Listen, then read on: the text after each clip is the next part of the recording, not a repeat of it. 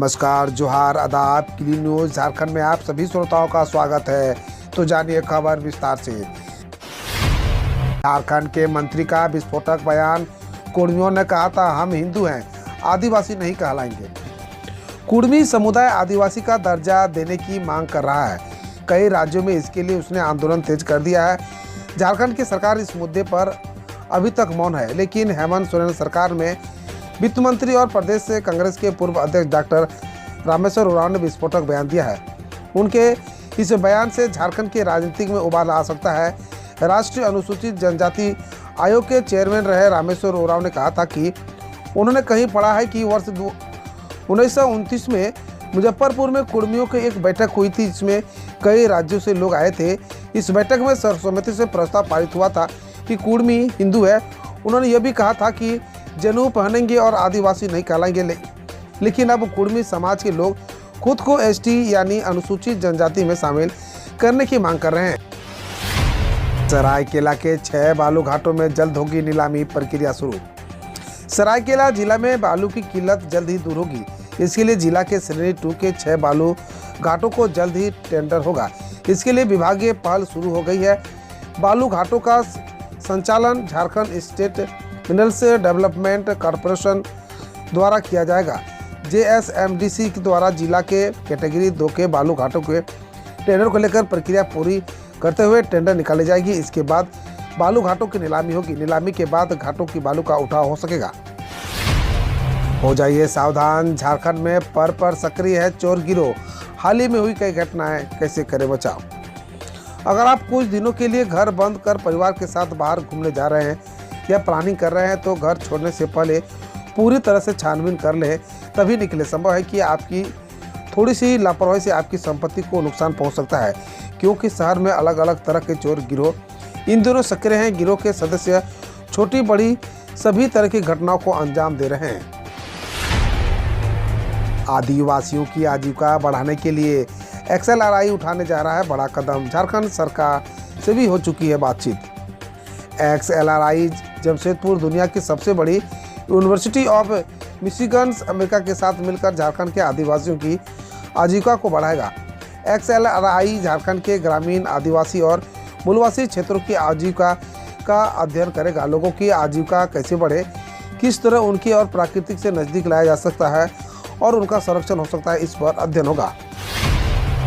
सेंगेल अभियान ने मांग की आदिवासी महिलाओं को सभी बाबलों मिले 50% आरक्षण। आदिवासी सेंगेल अभियान द्वारा धूमकुड़िया सभागार करमटोली चौक में आदिवासी बचाओ विचार सम्मेलन का आयोजन किया गया है। इसमें प्रस्ताव पारित किया गया कि आदिवासी महिलाओं को मान सम्मान अधिकार दिया जाए। सभी मामलों में उन्हें 50% आरक्षण दिया जाए। जब तक आदिवासियों की भाषा, जाति, धर्म, इज्जत, आबादी, रोजगार, चाष बास, संवैधानिक अधिकारों की रक्षा नहीं होगी, तब तक आदिवासियों नहीं बचाया जा सकता है। सुखाड़ प्रभावित इलाकों की रिपोर्ट तैयार, लेकिन केंद्र से मदद मिलने में हो सकती है देर। झारखंड के कृषि विभाग ने जमीनी हकीकत का आकलन करने के बाद राज्य के 22 जिलों के 226 प्रखंडों को सुखाड़ प्रभावित रूप से चिन्हित किया है। पलामू प्रमंडल को सबसे अधिक सुखाड़ प्रभावित क्षेत्र के रूप में चिन्हित किया गया है, जबकि पूर्वी सिंहभूम और सिमडेगा सुखाड़ से प्रभावित नहीं है। राज्य आपदा प्रबंधन समिति की बैठक में इस रिपोर्ट पर विचार करने के बाद सुखाड़ की घोषणा की जानी है। इधर सरकारी छुट्टियों की वजह से सुखाड़ से संबंधित रिपोर्ट केंद्र सरकार को 31 अक्टूबर को भेजे जाने की उम्मीद नहीं है। चुनाव आयोग ने हेमंत सोरेन मामले में RTI के तहत जानकारी देने का जानने क्या है मामला। हेमंत सोरेन पत्थरलीज मामले में भारत निर्वाचन आयोग ने आदेश की प्रति RTI के तहत देने से इनकार कर दिया है। आयोग का कहना है कि यह सूचना अधिकार अधिनियम से मुक्त है, इसलिए जवाब नहीं दिया जा सकता। गौरतलब है कि बोकारो जिला निवासी कसमार प्रखंड के हेमंत कुमार महतो ने भारतीय निर्वाचन आयोग से खनन रिलीज मामले में RTI के तहत सूचना मांगी थी। प्राइमरी स्कूलों में होगी 30,000 हेड मास्टरों की नियुक्ति। जाने किस सतह पर होगा पद सृजन। झारखंड के प्रारंभिक स्कूलों में 30,000 प्रधानाध्यापकों की नियुक्ति होगी।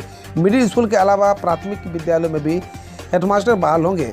जिन प्राथमिक स्कूलों में 150 से ज़्यादा बच्चे नामांकित हैं, वहां प्रधानाध्यापक रखे जाएंगे। ऐसे विद्यालय समेत अपग्रेड किए गए हैं। मिडिल स्कूलों में प्रधानाध्यापक के पद सृजित किए जाएंगे। स्कूली शिक्षा व साक्षरता विभाग ने इसकी तैयारी शुरू कर दी है। बेकाबू गैस टैंकर बस से टकराकर पलटा, ब्लास्ट के बाद लगी आग, एक शख्स जिंदा जला, वहीं 3 लोग झुलसे।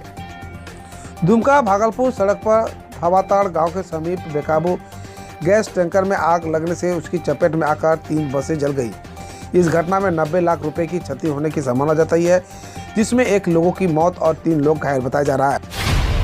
आज खरना के बाद 36 घंटे का निर्जला उपवास, रविवार को छठ का पहला अर्घ्य। सूर्य उपासना का 4 दिनी महापर्व छठ कल शुक्रवार को नहाय खाए के साथ आरंभ हो गया।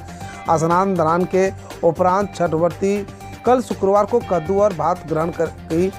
प्रातःकाल कई छठ व्रतियों ने नजदीक के नदी तालाब तो कई व्रतियों ने अपने घरों में ही स्नान कर सूर्यदेव को जल अर्पित करने के बाद नया वस्त्र धारण किया। सूर्यदेव के समक्ष व्रत का संकल्प लिया। भगवान भास्कर से व्रत पूरा करने की शक्ति मांगी गई। राज्यपाल ने किया खुला विश्वविद्यालय में ऑनलाइन प्रवेश पंजीकरण प्रक्रिया का उद्घाटन। राज्यपाल सह झारखंड राज्य के विश्वविद्यालय के कुलाधिपति रमेश बैस ने कल राजभवन में झारखंड university.nic.in के माध्यम से झारखंड राज्य खुला विश्वविद्यालय में ऑनलाइन प्रवेश पंजीकरण प्रक्रिया का उद्घाटन किया। राज्यपाल श्री बैस द्वारा उक्त अवसर पर कार्यक्रम विवरणिका और अध्ययन सामग्री का भी अनावरण किया गया। इस अवसर पर राज्यपाल के प्रधान सचिव डॉक्टर नितिन कुलकर्णी, झारखंड राज्य खुला विश्वविद्यालय के कुलपति डॉक्टर TN शाह, कुल सचिव डॉक्टर घनश्याम सिंह, झारखंड राज्य खुला विश्वविद्यालय नागेंद्र नाथ मिश्रा, वैज्ञानिक F&, वरीय तकनीकी निदेशक एवं झारखंड राज्य खुला विश्वविद्यालय के प्रदेश समन्वयक प्रेम सागर केसरी एवं विकास मौर्य आदि उपस्थित थे। कोल इंडिया ने की ठेका मजदूरों के वेतन में वृद्धि, 89,000 मजदूरों को मिलेगा लाभ। कोल इंडिया ने अपने ठेका मजदूरों को वेतन में वृद्धि की है, इससे संबंधित सूचना जारी कर दी गई है। कोल इंडिया और उसकी इकाइयों में काम करने वाले करीब 89,000 ठेका मजदूरों के वेतन में वृद्धि हुई है। केंद्रीय मुख्य श्रमायुक्त ने औद्योगिक क्षेत्र में ठेका मजदूरों के लिए डियरनेस अलाउंस की घोषणा की है, जो आने वाले 6 महीने के लिए DA में 39 से 63 रुपये तक की बढ़ोतरी हुई है। इसके साथ ही CCL, BCCL, ECL के ठेका मजदूरों के वेतन में भी वृद्धि हुई है। बुधवार को कोयला कंपनियों को इससे संबंधित पत्र मिल गया है।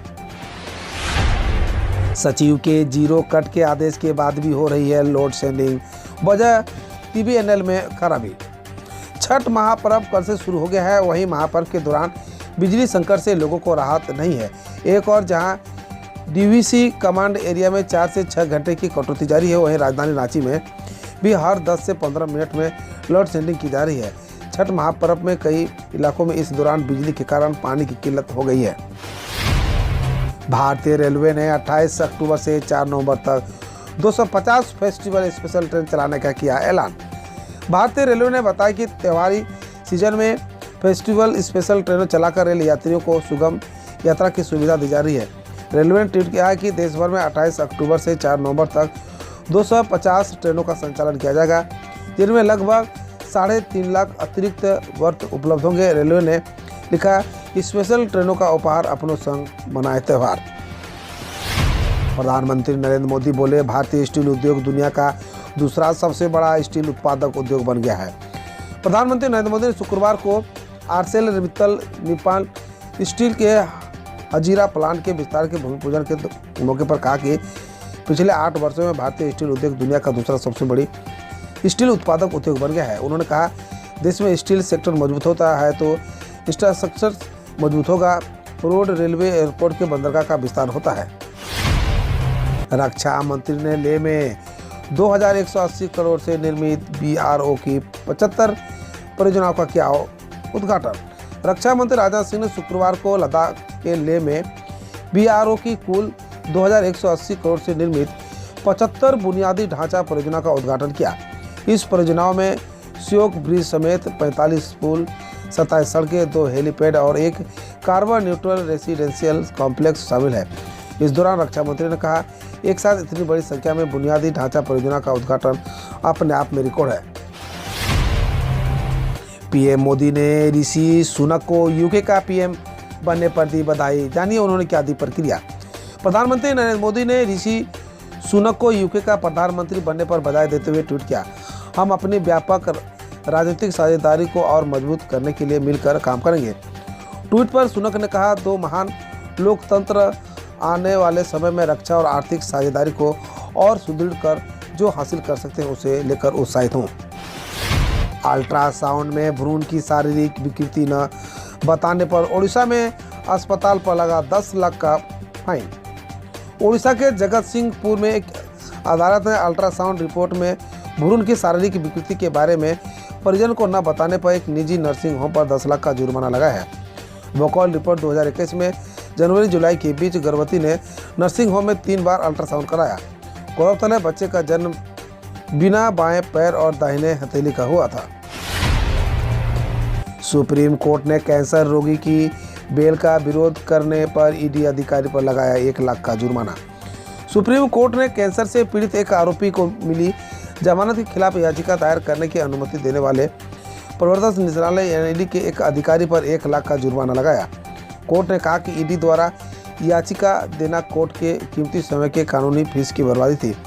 जुर्माने के पैसे अधिकारी के वेतन से काटे जाएंगे। शीतकाल के लिए बंद हुए उत्तराखंड के केदारनाथ धाम के कपाट। उत्तराखंड में गुरुवार सुबह 8:30 बजे पूरे विधि विधान के साथ केदारनाथ धाम के कपाट शीतकाल के लिए बंद कर दिए गए हैं।